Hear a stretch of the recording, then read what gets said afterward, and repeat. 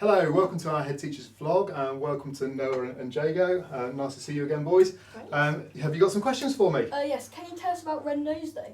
So today is Red Nose Day, that's why we're not in uniform.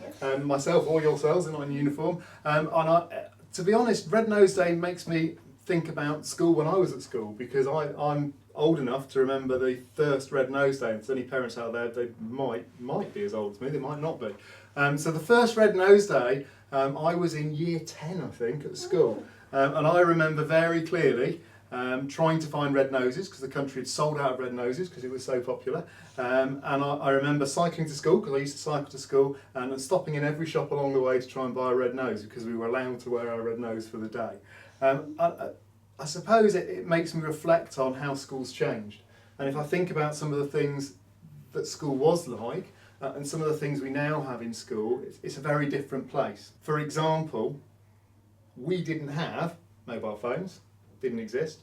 We didn't have the internet. There was certainly no Amazon to deliver our red noses. So things have changed a bit.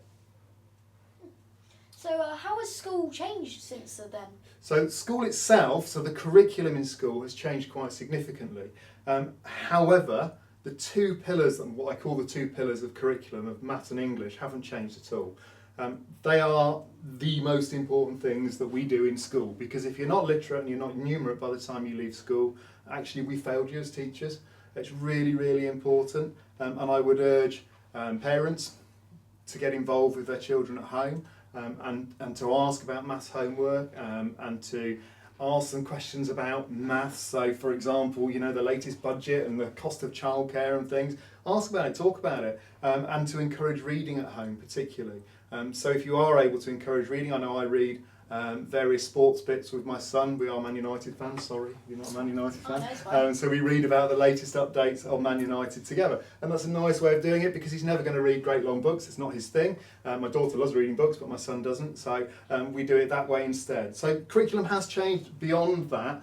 So some of the subjects we now offer, like iMedia, computer studies, animal care, engineering, none of those subjects were on offer when I was at school. Of course, the traditional subjects like history, geography, MFL, and so on and so forth, and art and music, all of those were offered when I was at school. So there's been some change and some things that have remained the same. Of course, there is one key bit of our curriculum that we really love on a Wednesday afternoon. So we do things a bit differently on a Wednesday afternoon, because Wednesday afternoon is Brannel Challenge afternoon. So I said I was going to ask you guys some questions. What can you tell us about Brannel Challenge? Yeah, so Brannel Challenge is basically on a Wednesday afternoon. You'd in your tutor groups, you come together to do loads of different activities, like tent building, and there's also like sports